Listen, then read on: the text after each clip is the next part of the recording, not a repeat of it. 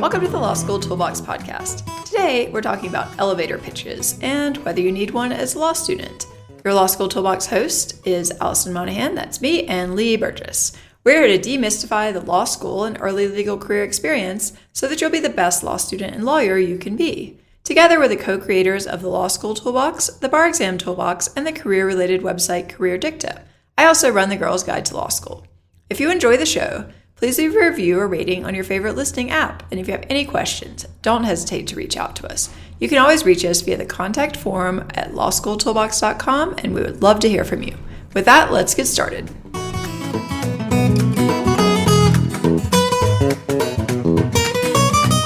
Welcome back to the Law School Toolbox podcast. Today we are talking about elevator pitches and whether you need one as a law student. And spoiler alert, the short answer is yes, you do. So yes, you do. Yes, you do.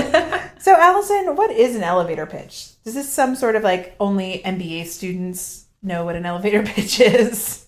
Well, maybe they're the only ones who know, but they're not the only ones who need one. So I think of it mostly in a professional context, which law school certainly is, as really just a simple, direct way to explain to someone who maybe is interested in talking with you what it is that you're looking for. So that's pretty open-ended, but that's kind of the point. So you might even need different elevator pitches for different scenarios. So what are some scenarios people might need to have something ready to talk about?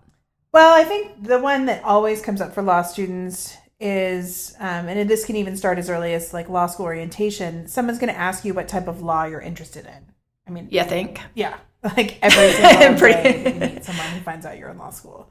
Yeah, anyone who finds out you're a law student is like, oh, first question, what type of law are you interested in practicing? Yep. Or you're at a networking event with lawyers. They're going to ask you why you went to law school or what type of law you want to practice. It's sensing a theme. You might be looking specifically for a summer job and you're going to talk to a professor or do an informational interview. And part of that is usually including talking about what you're looking for. So that's important. Right. You're not just looking for any job. Hopefully you have some idea what type of job you would be looking for. Yeah. Or you're looking for an internship or an externship and you're meeting with like one of the coordinators at your school to try and make sure that you are doing everything you can to get your foot in the door.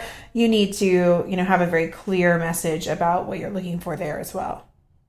Yeah. I mean, I think, if you think about these different scenarios, what they have in common is it's what you want, so there are tons and tons of jobs you might be interested in or you could get. There are lots of different areas of law you could practice, but no one else is going to be able to guess what it is that you're looking for. Right. So, if you are going to talk about getting an internship or an externship, obviously the first question they're probably going to ask you is, well, what are you interested in doing? You need an answer. Yeah. Exactly. It's totally true. The conversation's not going to go very far if you're like, well, what do you think I should do? Right. You're like, it's not my job. It's not my internship. I'm not you. Like, you need to tell me what you want, and I can tell you how we might be able to help you get that. Yeah. So sometimes I think people get really uptight about this or obsessed about this because they think that whatever elevator pitch they're giving has to be their forever answer. And this isn't really true. No. You're allowed to change your mind. You're allowed to, most law students will, frankly. I think of all the things that people said at orientation.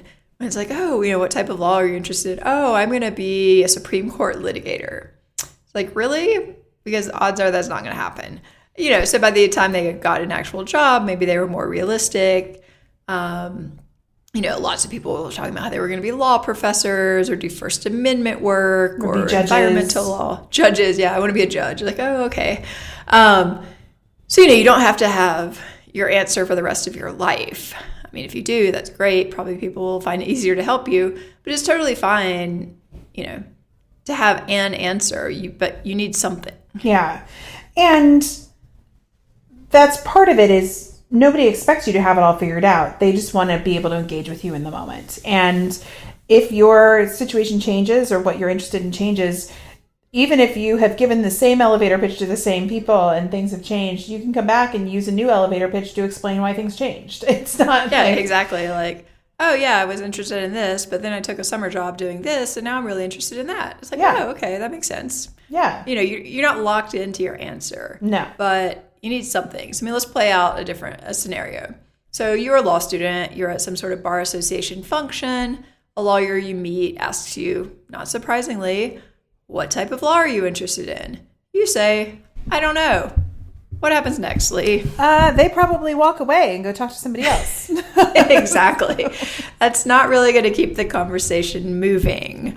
They're probably going to think, why am I wasting my time with this person who is, for some reason, going to law school and has absolutely no idea what they're interested in? Yeah. All right. Don't think we can really progress here. No. But, what if instead you said something like, well, I'm in my first year, so I know I might change my mind with more experience, but at the moment, I'm most interested in doing intellectual property work. I have a background in the music industry, so I think that could be a good fit. So that we can actually have a conversation about, right? Right, because you are now giving them some information about you. They could either ask questions about your background in the music industry. They might have a friend who does work in the music industry, and they might know a little bit about their job or their practice. Who knows? They may even offer to connect you with someone that they know. Exactly. But if you don't share any of that information, none of those outcomes are possible. Right. I think the goal should be to suggest something that you're interested in that they possibly could help you with, or know people who might be able to help you with, and also ideally to give a little bit more information about you, because that's going to make you more interesting. Mm-hmm. And it's going to make them, more interested in probably finding out more about you. And also it's going to help them think about ways, I know someone you might want to talk to. Oh, I read a book about this. Oh, have you seen this case that just came down? Right. The more information you give somebody, the more they're going to be able to actually help you. And in conversations, especially at things like networking events, people are looking for ways to connect, right? They're looking for something common to talk about. And so by presenting information about yourself, you're giving the other person an opportunity to be able to reciprocate the conversation and find some common ground that you can discuss. Or then it might be very clear that you don't have a lot to discuss, and then maybe you move on. So it can also work the other way too.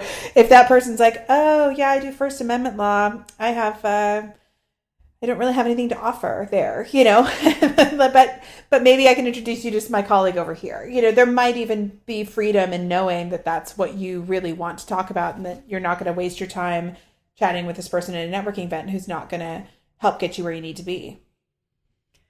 Yeah, and I think sometimes, if there's something interesting in your background, you can just bring that up as a point of conversations. I mean, most people, if you tell them, particularly at a pretty boring lawyer networking event, frankly, if you tell them, oh, I have a background in the music industry, they're probably going to follow up on that and want to learn more. Like, oh, what did you do? Were you a promoter? Are you an artist? What kind of bands did you work with? And that can just be generally a conversation. Maybe you become friends. Maybe they don't actually help you with networking. Mm-hmm. Maybe you get them free tickets to something or whatever, So, some of this, I think your point's absolutely right, that if it's totally pointless for you to be talking to this person and they don't want to be talking to you either, it's definitely fine to say, oh, I think I'm going to go refill my drink or get a snack. But at the same time, I think you don't want to be too instrumentalist about it, which business school students are famous for doing, which is, oh, you have nothing to offer me at this exact second. Okay, I'm going to go talk to someone else. You're useless to me. That's true. There's just nothing wrong with having a pleasant conversation for a few minutes. And then, you never know, maybe weeks later, months later, this person encounters someone who's like, oh, that'd be perfect for that nice girl Lee that I chatted with about her background in the music industry. Mm-hmm. Let me give her an email. So yeah, I think the point is, in some level, it doesn't matter so much what you say. You just need to have something ready to talk about. Yeah. And hopefully, let's be honest, you've given this some thought. Yeah. Because you probably wrote an entrance essay, which had some of these thoughts in it. You did decide to go to law school after all. There was probably some reason for that, I would hope. Yes. And I don't think you should feel like you have to hide that reasoning. But what are some of the common issues that come up when students and when they're trying to create their elevator pitch? What if you really have no clue what you want to do after law school? Well, that's a common one. People say, oh, I can't commit to anything right now. okay, why are you in law school? Right. I mean, really, like, actually, that's a question you really need to consider at this point. Right. Or why are you in this meeting? So, if you're doing a meeting with someone who may be able to help you find a summer job or help you find an externship or an internship or whatever, and you have no idea what you want to do, why are you taking this meeting? Like, it's a waste of everyone's time. Yeah. I think that's really true. And I think if you are a 1L, it's totally okay to say something like, I'm still exploring, but I really feel like litigation is where I want to end up. So I'm learning about different types of litigation. Right now, I think my top areas of interest would be these 3 things. I mean, let's be honest, you have some clue of what you want to do. So, I mean, you probably, hopefully, at least know if you want to be more on the litigation side or more on, the corporate side. If you're in a large firm, more on the public interest side. You probably know something. I mean, I would hope so. Yeah, and you can try things out. I mean, nobody's going to come back and be like, well, I met you at this networking event 2 years ago, and you said you wanted to be a corporate litigator, and now you want to do nonprofit work. What happened? What happened? It's probably more likely to go the other way, but right. I mean, people are not going to hold you to this. It's just in the moment. Like, how can they possibly, because people want to be helpful, I think. How can they possibly help you out? So if you really, truly have absolutely no clue what you want to do, I think this is something that you need to deal with. You've got to figure this out sooner rather than later. So talking to a career counselor, maybe trying to get some work experience. I mean, if you have any clue what you want to work on, or really just pick something. Yeah. I mean, it's not going to hurt you to try out something if you have absolutely no idea what you want. Maybe try some pro bono cases, see what feels good to you, see what seems interesting. But you've got to figure this out. Yeah. I think you can also use, networking or meetings with professors or, various other things where you might be trying out these elevator pitches to even solicit some advice. One of the things I'm considering is XYZ. Do you have any thoughts on which of these areas of interest might be most viable if I want to work in Houston or if I want to, wherever it might be? Because, people might be able to say like, oh, well, there's a great need for immigration lawyers in Texas. I think that there's quite a market there. That might be a really great place to, do that sort of work. There are lots of different kind of ways that you can get opinions on things, and it still makes you sound very thoughtful, even though you're kind of fessing up that you don't know what you want to do. Well, I think that works great if you're kind of torn between a couple of options, because then you really can solicit advice from people who may actually know something. Right. Exactly like you said, these are the 2 areas I'm considering. I want to work in this location. Is there anything I should be thinking about? Or do you have any sense of like, which of these is more viable? If you tell like, oh, I want to do patent litigation. Do you think it would be better for me to do that in San Francisco or in New York? It's going to be like, go to San Francisco. Right. Done. Next question. Yeah. I mean, like, can you do this other places? Yes. However, it probably would make more sense for you to do this in the heartland of where this is done. I want to do corporate M&A work. Should I do that in, X or New York? New York. Right. Done. Yeah. I mean, if you want to do immigration, obviously it would probably be helpful to be near a border, right? Right. Or at least an area of the country that has a lot of, immigration situations coming up. I think. Yeah. I mean, the reality is like there are different, if you want to do oil and gas work, for example, Texas would be amazing. Mm-hmm. Probably not Seattle, these things. Right. So it's totally, again, like you don't have to commit to this for life, and you can really use these scenarios to get help on your decision making. But again, like you want to have an elevator pitch designed for that. So you're not like, well, I'm thinking about this or maybe that, or I don't know, I thought this seemed interesting. I took a class one time that was about this. I mean, maybe I want to live in here or maybe I want to live there, but then my parents are here, my friend's here, and they're like, okay, I have no idea what you're talking about. Right. That's when you're like, I need to go over here without you. But even, one of the things that I think is another way that you can bring up a topic of interest is you can say, I'm still trying to weigh my options, but I'm taking an employment law class this semester that I'm finding incredibly riveting. Have you had any experience in employment law? And then, that's kind of an opportunity for somebody to be like, oh, I took employment law in law school as well, and I have a good friend who practices employment law, and they've really liked it because of XYZ. So, it is about kind of creating an answer for your situation that at least sounds thoughtful, so it can be a jumping off point with the person you're talking to. Yeah, and I think worst case, honestly, you can just kind of pick something and say it and see how it feels when you say it, and you repeat as necessary. Yep. Because you're not really committing to anything. And frankly, if you have no idea what you want to do anyway, what difference does it make what job you get? So right. Anything's better than nothing, right? It'll give you some information. So you say, I'm just a first year, so I'm not really sure, but I'm thinking maybe I would be better at litigation. What type of work do you do? And basically turn it around on them. Yeah. And then you can ask thoughtful questions about what they're telling you about.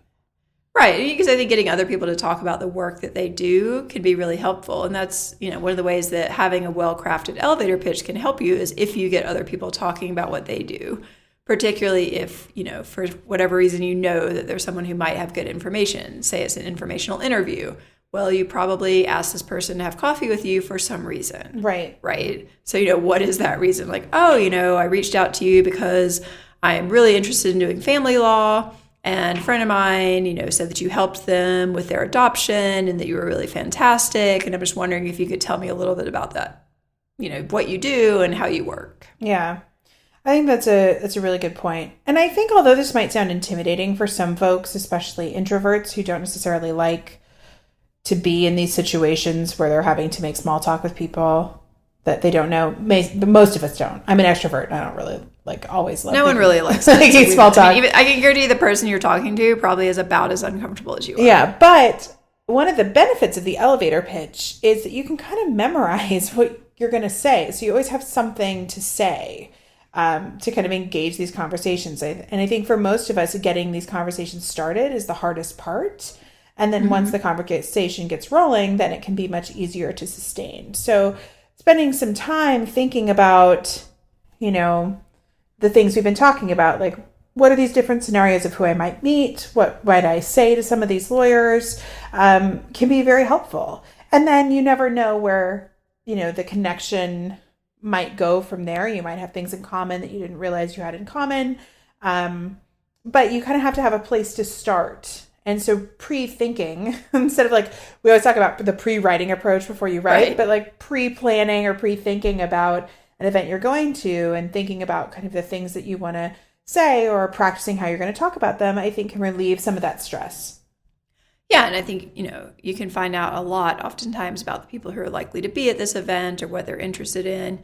Most networking events are not just everyone come and network. It's the young lawyers of this area or a certain affinity group, or maybe it's a certain interest group. Is it the IP people, or is it the family lawyers, or is it the corporate counsel? Whatever it is, you've probably signed up for something that's more specific than just go and talk to random people. Right? So, in this scenario, the goals of your elevator pitch really are to make you look like a person who is capable of holding up their end of the conversation. That's kind of, one of the basic aspects of being a professional and being, frankly, a grown-up. Yeah.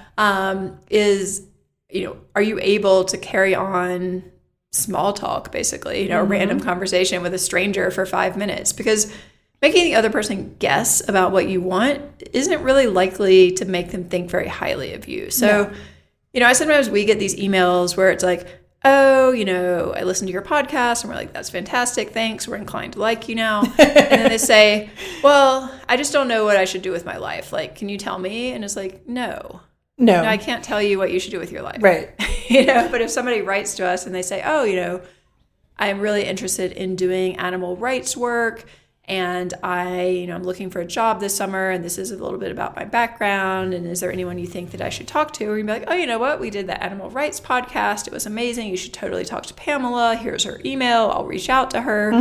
You got to give people something to work with. Yeah, I think that's very true. And this doesn't go away after law school. This is the elevator pitch is something that you kind of need to have for, what you do professionally, what your outside interests are, whatever it might be. It's important to have the short succinct explanation. I mean, I remember, Allison, in the earlier days of our business, you and I being on, we used to, well, we still kind of do, but we do these like little retreats, which is just Allison and I. So I don't know, it sounds very impressive. It's like team bonding.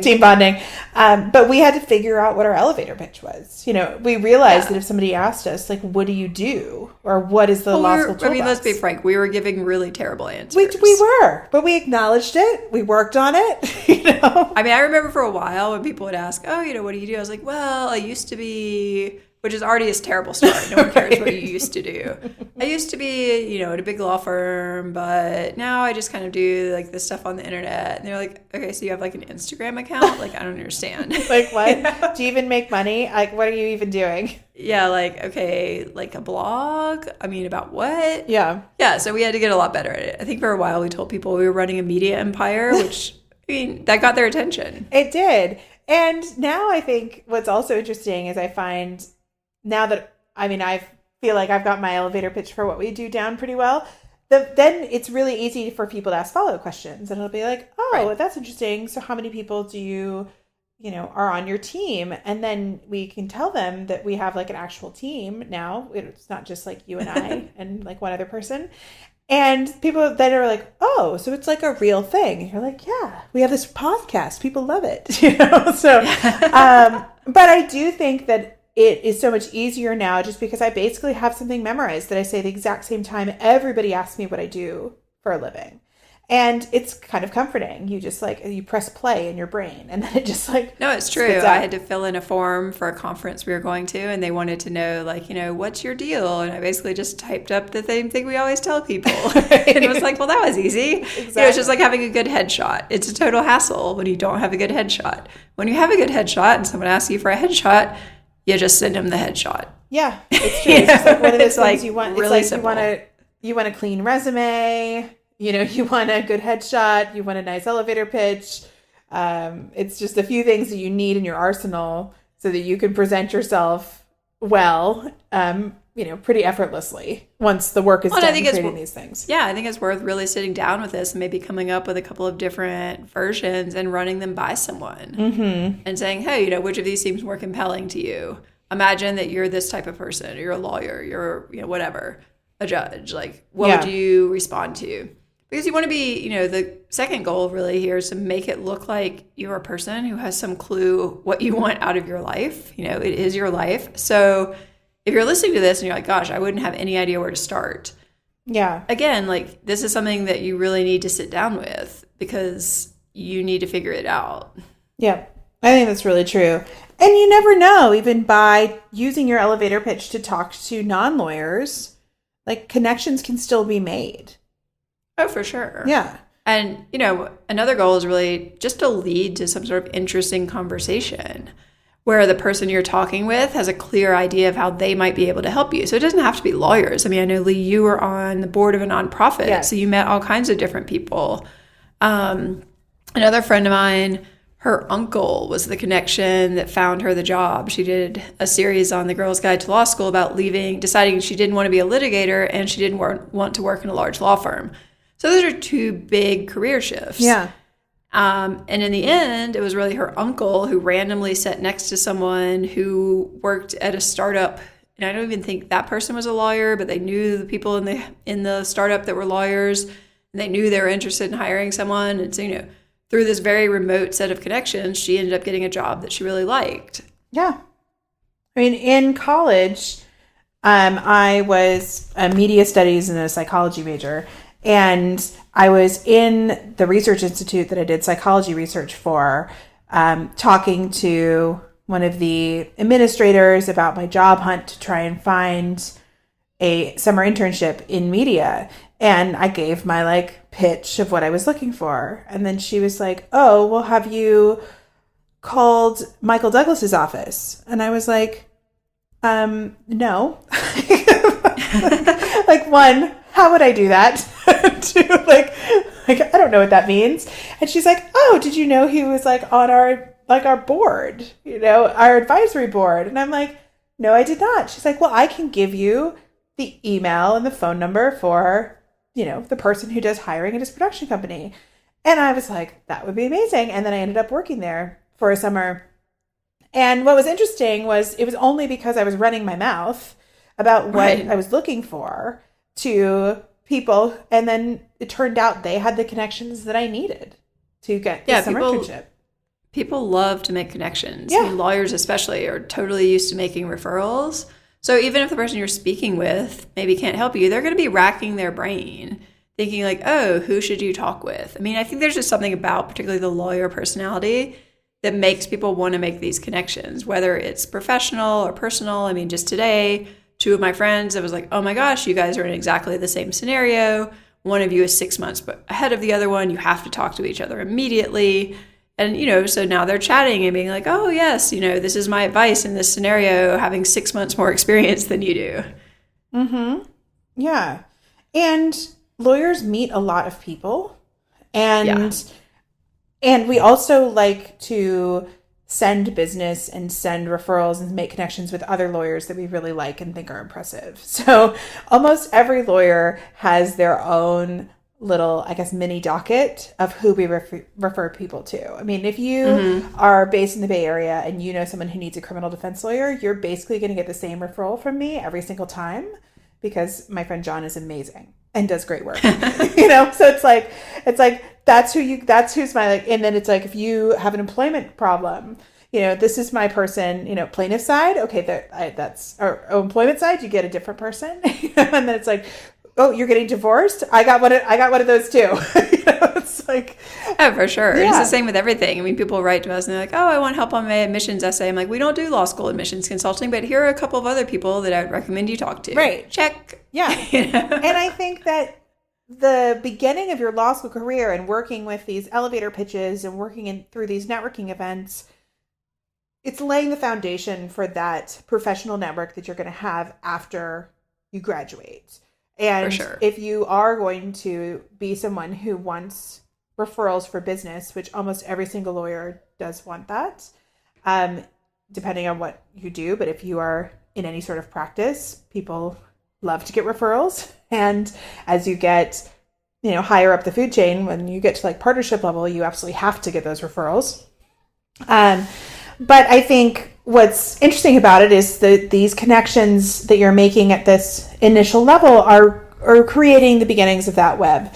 So later on, you might be referring out to other law school friends. You might be referring out to other lawyers that you met that are connected with your law school, people that you used to work with at your internships or summer associate positions. Like there are a lot of ways that you can kind of make these connections. And so getting as good as you can about talking to people early on just is laying the foundation for career advancement or rainmaking or money down the line that is really important. Yeah, because it's not like you're not going to have to describe what type of work you do once you're a lawyer. So, the better and sooner you can get comfortable with this, I think it's just a skill that pays off big time. And, really, it's the same sort of thing that you're doing when you are approaching a brief or anything else in your law school work and exam questions. Like, what is the point? You've got to get to the point, provide the relevant information, and then stop talking. Right. That's basically what you're going for here. Yeah. And it can be really helpful to let other people in your life, once you have this amazing elevator pitch that you've crafted about what you want, let other people know. Your parents, your family, professors. And then oftentimes, if you do meet someone, they may even ask you, oh, could you shoot me an email and just remind me what it is you're looking for, and I'll circulate that. So, you need to have that ready to go because you just never know who you're going to meet. You never know who they know. You never know when the stars are going to align and someone's basically just going to offer you a job. And I've even seen some decent elevator pitches and requests for information via social media. Haven't you? Oh, for sure. Yeah. Oh, yeah, definitely. Yeah. I mean, I think especially if you're someone who feels uncomfortable doing a lot of this face-to-face work, reaching out and trying to get those initial introductions or initial connections through social media networks can be very helpful as well. But you still want to be thoughtful and kind of make your ask. You still want to craft it. You just don't want to be like, anybody know an IP lawyer? Right. I need a summer job. Does anyone have a lead? Right. I think you want to be a bit more specific than that and kind of write down what your elevator pitch might be. And then you can, circulate that through social media channels, especially if you are part of any, groups. And I think that's one place where, although I might be heavily critical about Facebook in a lot of ways, I do think that some of the groups that they can create can allow for opportunities of like presenting your elevator pitch and people connecting you through those groups that may increase your reach that couldn't be done before. Yeah, exactly. Or if you reach out to someone, there's some reason you've reached out to them, and you can start simple. And then maybe as the conversation progresses back and forth in emails or whatever it is, they're going to become increasingly invested in you. So they might start coming up with new ideas for you. Like, somebody emailed me the other day, and by the third email, I'm like, if I were you, this is what I would probably consider doing. Right. And I mean, to be fair, it was a pretty creative idea. So, but if he'd asked me in the initial, first email, I probably wouldn't have said that. But, I felt like we were getting to know each other, kind of knew a bit of his background, some of the ideas he had. And I was like, oh, that's interesting, but you could also do this. It was good stuff. Yeah. What about LinkedIn? Is there a way that you think that people can use LinkedIn to kind of like reach out to people and present their elevator pitches? Or do you think trying to find direct contact through email is probably best? Well, I guess some people use LinkedIn. To be honest, I just say yes to everyone and then never know any people that I'm connected to. Yeah. I think you can use it if you can find someone who knows someone that you want to know. And that's I think people kind of expect that on LinkedIn. It's not a weird thing to be like, oh, Lee, I noticed that you are connected with this person, Bob, and Bob is at this organization that I'm really interested in interviewing with. There, you can say either, would you mind like making an introduction, or can I chat with you about him? Lee might come back and say, well, I don't actually know Bob, but that's usually my response. Right.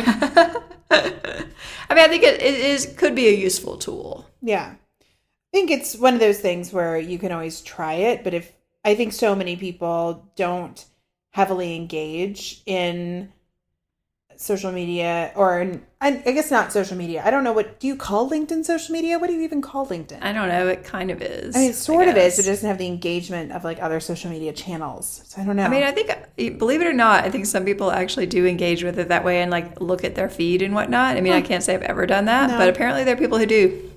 Well, it's probably a lot better for your blood pressure than sticking to like your Facebook or Twitter feed.